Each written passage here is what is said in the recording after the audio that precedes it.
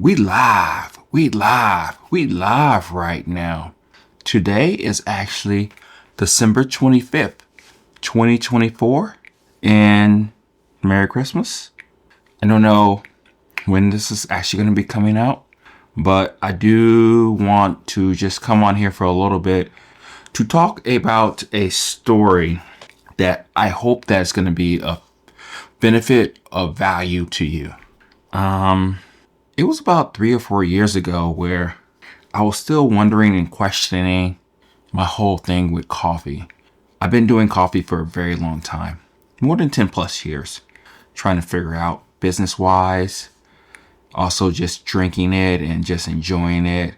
I bought all the gears, I bought everything in sight, and it got to the point to where it kind of started to lose its magic, its wonder. You know what I'm talking about. Like, when you first start something, like in this case, we're talking about coffee, and you wondered about like where it's really going to go. And one of the things that I decided to do was to start a business in coffee, which is kind of crazy if you really think about it. Business is hard and it's tough, but mixing business with a hobby that you really truly love can be quite dangerous. And I was already there. And I think this was during COVID time when I was just trying to figure out more things to push the brand, the business forward and all that stuff. And at the time I had a couple different types of ways of actually trying to get the coffee out there. I did farmers markets. I did online sales. I did in-person things to get the word out about my actual coffee. But it was during COVID time, so it was very hard for me to really get some kind of steam and all that good stuff, right? And I got this email on LinkedIn, and it was like talking to me. It was a person telling me that they can help grow, market, advertise my business. And I was like, this is exactly what I needed, So I took the flyer. I was one of few that actually took the flyer. And over the span for a whole year, I spent a lot of money on this person. It was a monthly payment and all that good stuff. And I spent a lot of money. And a lot of times when we talk about money or spending money on things, a lot of times we don't realize the value that we actually get out of it. And in this case, there wasn't much value, really. It was more so kind of like me understanding marketing, how many times you have to put yourself out there and all that good stuff. But a lot of it didn't really seem genuine. It just felt like a blitz or spammy type of way of going about it, But I stuck with it for a while till my wife, of course, intervened. I was like, dude, what the fuck are you doing? You're paying all this money and all that stuff. And I purposely don't say this individual's name because it doesn't really matter.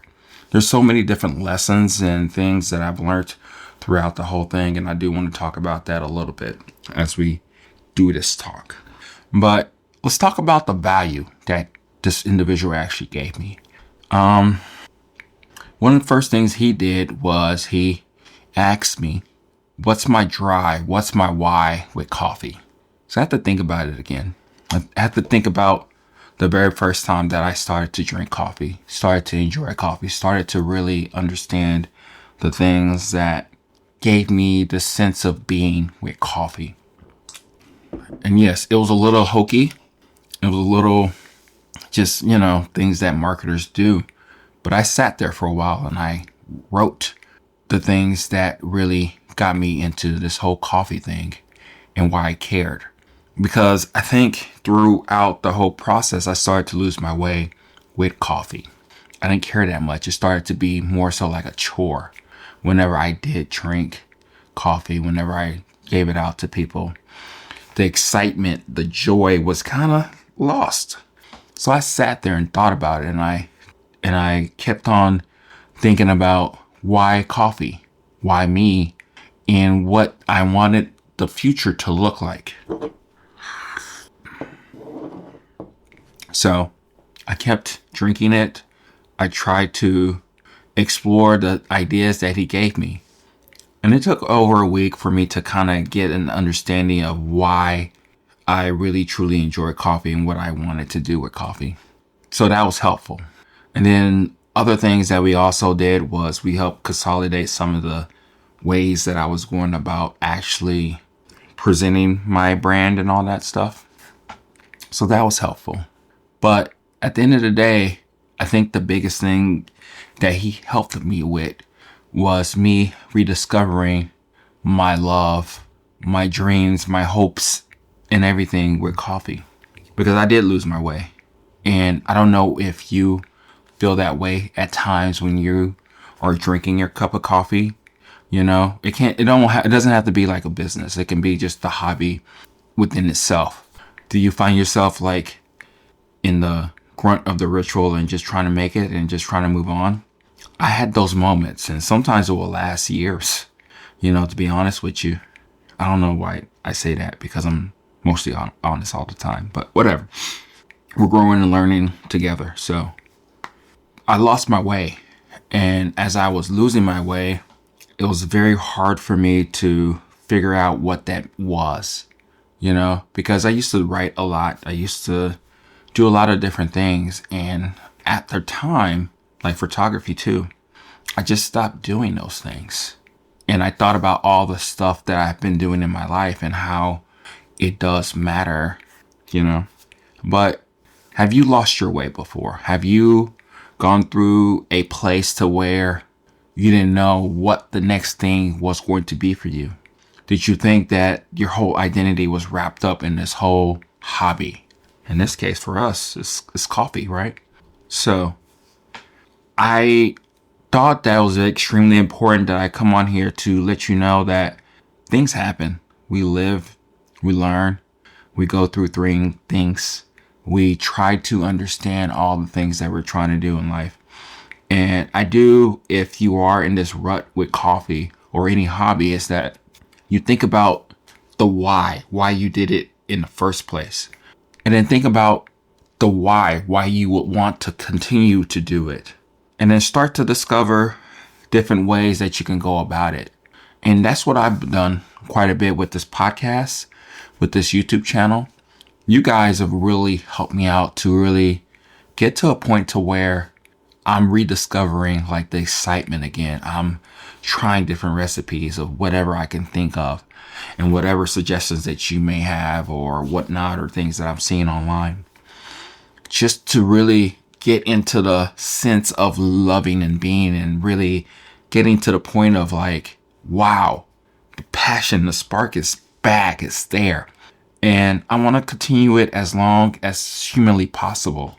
So before we head off for today, I do want to give you a couple different things in order for you to probably think about if you're in this place, so to speak, some solutions that you may have in order for you to rekindle that spark, in this case, in coffee.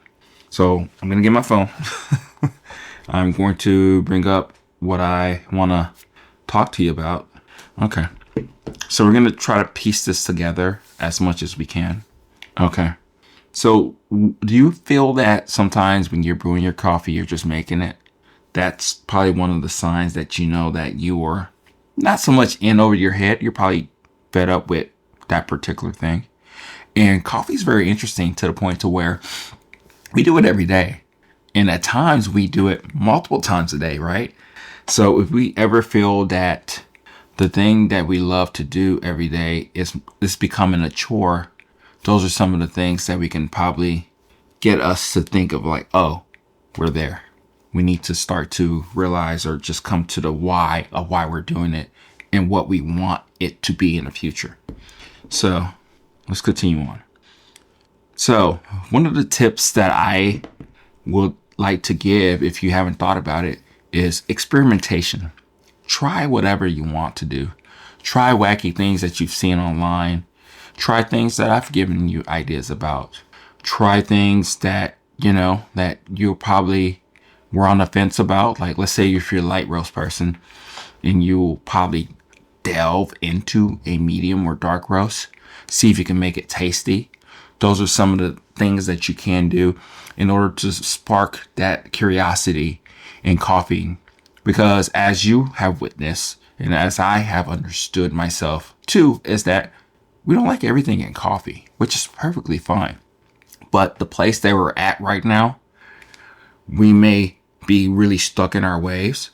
So it's okay to like experiment and try different things. We may like it later in a certain type of application or whatnot. So try different things if you're trying to rekindle that spark again in coffee. Okay. So that's one thing that I can give off to you. Revisit old favorites. Something that you haven't done in a while. Something that you know that you enjoy quite a bit, right? It could be whatever it may be, right? I don't know what that is for you. For me, I was such a big fan of light roast. So now I am delving into light roast again. I'm brewing it different ways, different temperatures, really putting myself out there. Believe it or not, one of the experiments that I've actually done lately is brewing the coffee at 150 degrees. And it actually did work. But there's things that I'm still learning with that whole method and actually what I'm tasting that it's giving me this thinking of like why I started to go away from light roast and the things that I do like about it, things that I don't like about it and whatnot. So those are some of the whatever that I'm thinking about right now as I go through this whole kind of probably rekindling light roast. I probably won't really get there all the way, but it's a good way to kind of get back into things because believe it or not, even though people say we don't change, we change. So our palates are different. So we may like it for whatever different reasons. And it's a good way to actually try different things, so to speak, right? So with the old things that we did probably like before. All right. So that's number 2. Find inspiration everywhere, elsewhere. Again, I don't know when this is going to come up, but one of the commenters, he was talking about for one of my posts that I did about the AeroPress, and he's come from the tea world, and I thought that would be pretty cool to implement tea rituals and methods in order to make coffee, you know. And it's not just only that; it can be other things. It can be, what's another way of saying that? You can experiment in cooking or things that you're learning in cooking when you're cooking. One of the things that I did not too long ago was to test the whole theory of the percolator, like the nitty gritty of actually understanding what it's doing. So one of the things I did was I boiled the crap out of coffee, and it really opened my eyes into the curiosity and the taste profiles of what you can do with coffee in a application that's not customarily used when you're making coffee. So experiment, try different things, either in food or you can try different things in sports or whatnot. I don't know what that may look like, but you're getting my point, right? We're just trying to understand what we can do with coffee to see if we can make it, I guess, magical. If it's not magical, or if we're just trying different things out, just something that we can have in our toolbox. Why not? So experiment with whatever you can that the world offers you. Okay. Reflect on the rituals. And I think for me, that's one of the biggest things that lets me know if I'm in a rut or not, as I mentioned earlier, is that we think about the way we make coffee. We think about why we do the things that we're doing. And I don't know about you, I'm sure it's probably similar, but that ritual is the big essence of why we do what we do. Sometimes the coffee can taste like shit. But that ritual, if it's there and it makes us feel like alive, then that's all that really matters. So reflect on the way you're making your coffee.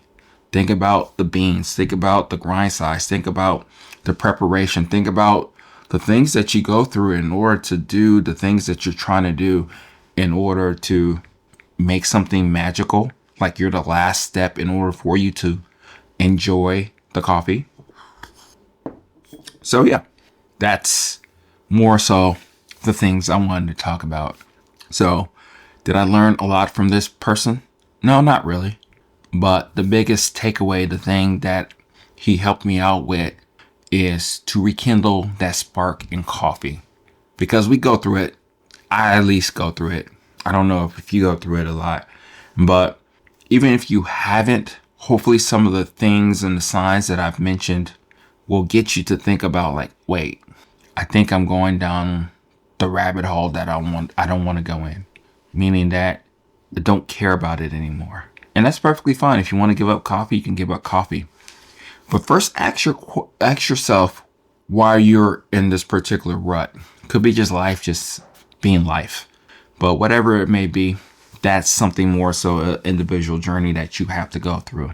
I just hope that whatever I've shared is of benefit to you to get you back on the place, on the trail, on the path that you want to go with coffee, if you do. So this is Oki at Everyday Beans signing off. I'll talk to you later. Bye.